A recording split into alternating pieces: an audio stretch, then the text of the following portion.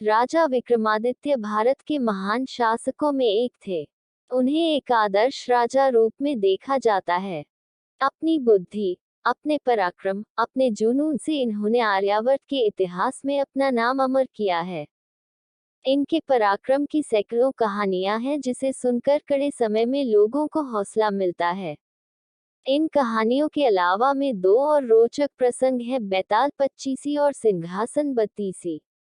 इस कहानियों में कई अलौकिक प्रसंग देखने मिलते हैं जिस पर दौरे हाजिर में यकीन करना नामुमकिन सा लगता है, परंतु इन कहानियों का मूल उद्देश्य है जीवन में सफलता और सच्चाई का मार्ग ढूंढना। ये एक ऐसे राजा हुए जिन्होंने अपने समय को अपने नाम से परिभाषित किया और आज भी इनके नाम से विक्रमी संवत मनाया जाता है। ये एक न्यायप्रिय शासक थे। राजा विक्रमादित्य का जन्म और जीवन। महाराजा विक्रमादित्य के जन्म को लेकर अलग अलग इतिहासकारों की अलग अलग मान्यताएं हैं। फिर भी ऐसा माना जाता है कि उनका जन्म 102 ईपू के आसपास हुआ था। महेश्वरासुरी नामक एक जैनी साधु के अनुसार उज्जैन के एक बहुत बड़े शासक गर्दाभिल्ला ने अपनी शक्ति का दुरुपयोग करके एक सन्यासिनी का अपहरण कर लिया था जिसका नाम सरस्वती था। सन्यासिनी के भाई ने मदद की गुहार लगाने एक शक शासक के दरबार में गया।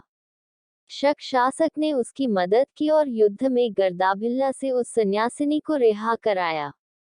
कुछ समय के बाद गर्दाभिल्ला को एक जंगल में छोड़ दिया गया जहां पर वह जंगली जानवरों का शिकार हो गया। राजा विक्रमादित्य इसी गर्दाभिल्ला के पुत्र थे। अपने पिता के साथ हुए दुर्व्यवहार को देखते हुए राजा विक्रमादित्य ने बदला लेने की ठानी। इधर शक शासकों को अपनी शक्ति का अंदाजा हो गया।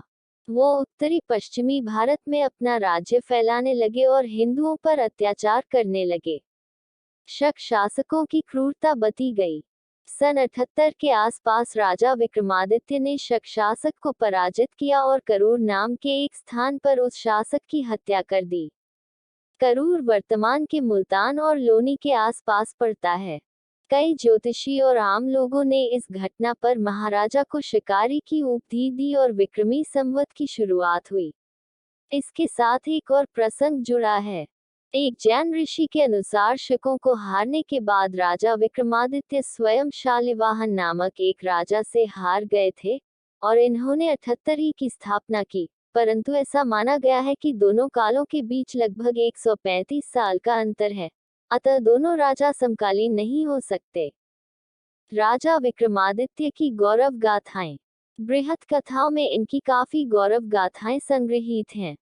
ये 10वीं से 12वीं सदी के बीच रचित ग्रंथ है। इसमें प्रथम महान गाथा विक्रमादित्य और परिष्ठाना के राजा के बीच की दुश्मनी की है। इसमें राजा विक्रमादित्य की राजधानी उज्जैन की जगह पाटलिपुत्र दी गई है। एक कथा के अनुसार राजा विक्रमादित्य बहुत ही न्यायप्रिय राजा थे। उनकी न्यायप्रियता और अन्य करने की बुद्धि से स्वर्ग के राजा इंद्र ने उन्हें स्वर्ग बुलाया था। उन्होंने अपनी एक न्याय प्रणाली में राजा विक्रमादित्य से राय ली थी। स्वर्ग के राजा इंद्र ने उन्हें स्वर्ग में हो रही एक सभा में भेजा। वहां पर दो अप्सराओं के बीच नृत्य की प्रतियोगिता थी। ये दो अप्सराएं थीं रंभा और उर्वशी। भगवान इंद्र ने राजा विक्रमादित्य से पूछा कि उन्हें कौन सी अप्सरा बेहतर नर्तकी लगती है। राजा को एक तरकीब सूझी। उन्होंने दोनों अप्सराओं के हाथ में एक एक फूल का गुच्छा दिया और उस पर एक एक बिच्छू भी रख दिया।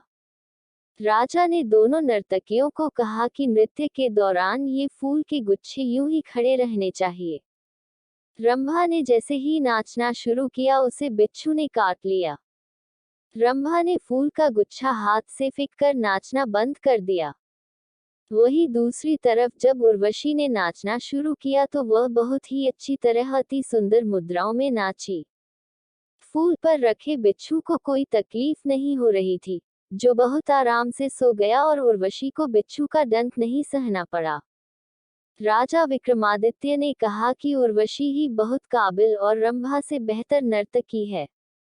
न्याय की इस बुद्धि और विवेकशीलता को देखकर भगवान इंद्र उनसे बहुत ही प्रसन्न और आश्चर्यचकित हुए। उन्होंने राजा विक्रमादित्य को 32 बोलने वाली मूर्तियां भेंट की। ये मूर्तियां अभिशप्त थीं और इनका शाप किसी चक्रवर्ती राजा के न्याय से ही कट सकता था। इन 32 मूर्तियों के अपने नाम थे।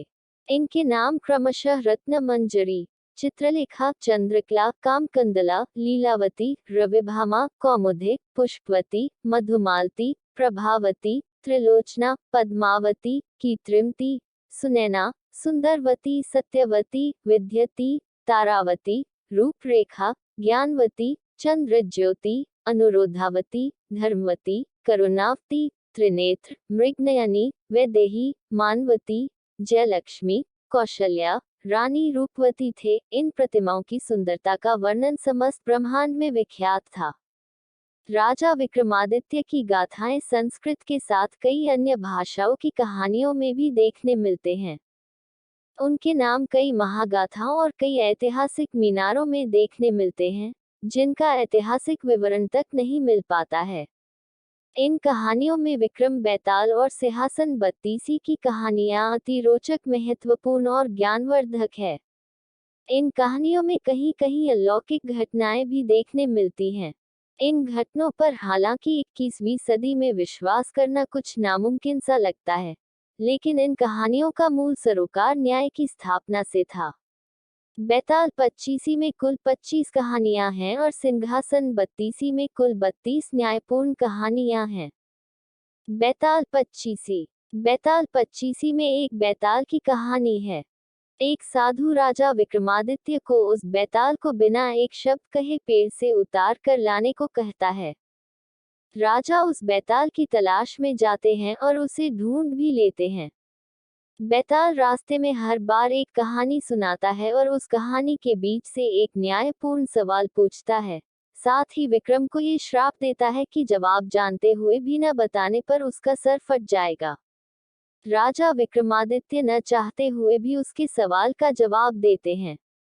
साधु का विक्रम द्वारा एक शब्द भी न कहकर विक्रम को लाने का प्रण टूट जाता है और बेताल वापस उसी पेड़ पर रहने चल जाता है। इस तरह से इस माध्यम से 25 कहानियां वहां पर मौजूद हैं। सिंहासन बत्तीसी। इसी तरह सिंहासन बत्तीसी में राजा विक्रमादित्य के राज्य को जीतने की कहानी है। एक बार राजा विक्रमादित्य अपना राज्य हार जाते हैं। उनकी वह 32 बोलने वाली मूर्तियां उनके राज्य में तब भी रहती हैं।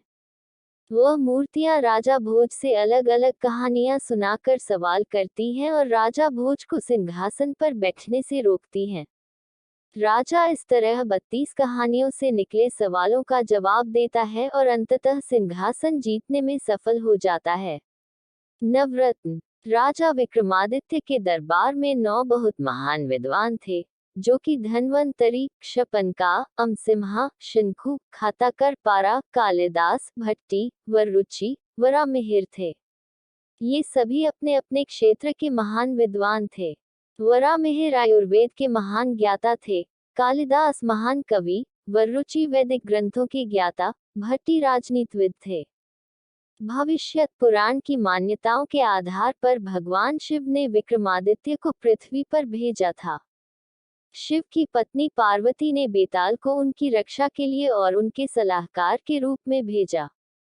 बेताल की कहानियों को सुनकर राजा ने अश्वमेध यज्ञ करवाया। उस यज्ञ के बाद उस घोड़े को विचरने के लिए छोड़ दिया गया। जहां जहां वह घोड़ा गया, राजा का राज्य वहां तक फैल गया। पश्चिम में सिंधु नदी, उत्तर में बद्रीनाथ, पूर्व में कपिल और दक्षिण में रामेश्वरम तक इस राजा का राज्य फैल गया। राजा ने उस समय के 4 अग्निवंशी राजाओं की राजकुमारियों से विवाह कर अपने राज्य को और मजबूत कर लिया।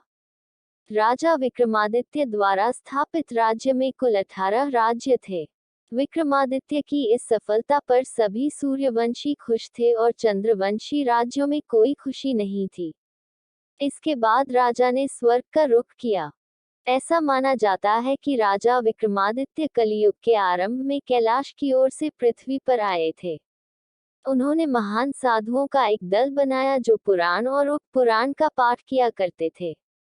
इन साधुओं में गोरखनाथ, भर्तृहरि, लोमहर्षण, सोनाका आदि प्रमुख थे। इस तरह न्यायप्रिय राजा विक्रमादित्य ने अपने पराक्रम से लोगों की रक्षा भी की और साथ ही सदा धर्म स्थापना के कार्य में लगे रहे। अगर आपको ये स्टोरी अच्छी लगी हो तो इसे जरूर शेयर करें और इसी तरह के अन्य लेख पढ़ने के लिए सब्सक्राइब की बटन दबाएं।